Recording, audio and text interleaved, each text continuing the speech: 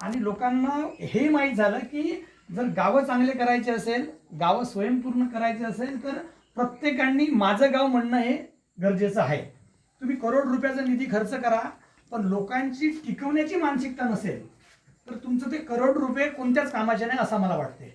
आमचं असं गाव आहे 1254 पेक्षा जास्त लोकसंख्येचं गाव आहे आणि कोणताच CSR या ठिकाणी वापरला गेलेला नाही. त्यानंतर वन विभाग अगदी जवळ असल्यामुळे जो आमचा जो भाग येतो हा रेड झोनमध्ये येतो.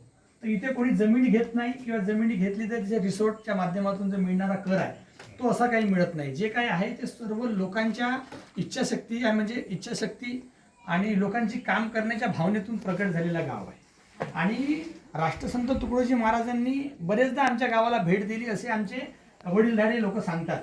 तर याच्यावर आम्ही सुरुवात केली. जितका काम सरपंच करतो तितकाच काम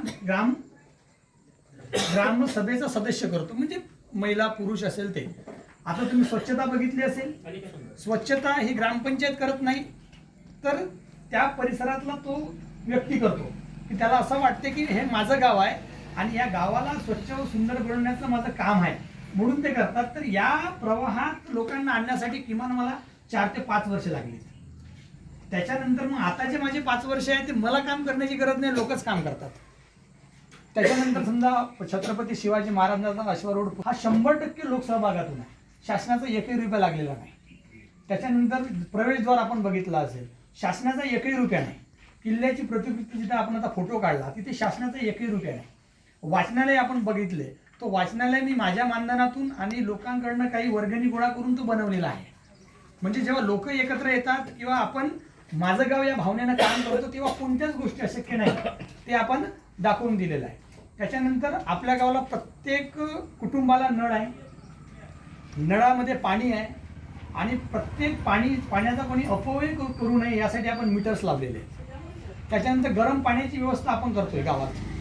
सकाळी 4 वाजतापासून तर 10 वाजेपर्यंत मोफत आपण गरम पाणी पुरवठा करतो.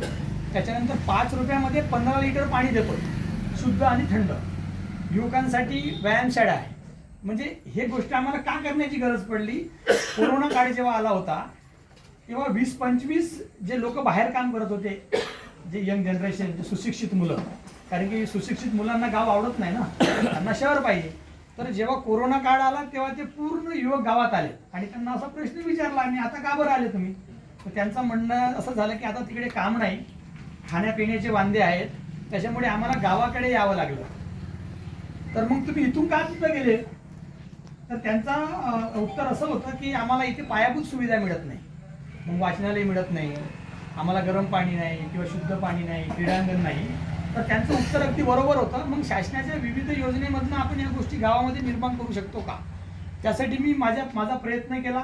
आज आमच्याकडे बास्केटबॉल ग्राउंड आहे, बॅडमिंटन ग्राउंड आहे, व्हॉलीबॉल ग्राउंड आहे, कबड्डी खो खोचे तर आहेच. त्याच्यानंतर चांगला वाचनालय आपल्याकडे आहे, 1000 पेक्षा जास्त पुस्तकाचा संच आहे, मुलं व्हीलचेअरवर बसतात, त्यांना आरोच्या पाण्याची पिण्याची व्यवस्था आहे. अशा विविध गोष्टी आम्ही केल्या आणि आज प्रामुख्याने त्या युवकांना असं वाटतं की हा माझा गाव आहे आणि ते जे युवक या ठिकाणी जे कामानिमित्त गेले होते ते या ठिकाणून आता काम करत आहेत, म्हणजे रिसोर्ट असेल, चिमूरला, इकडे तिकडे इथून काम करत आहेत. तर मला असं वाटतं की गाव सुंदर बनवण्याकरिता जे लोक म्हणतात ना आमच्याकडचा आमदार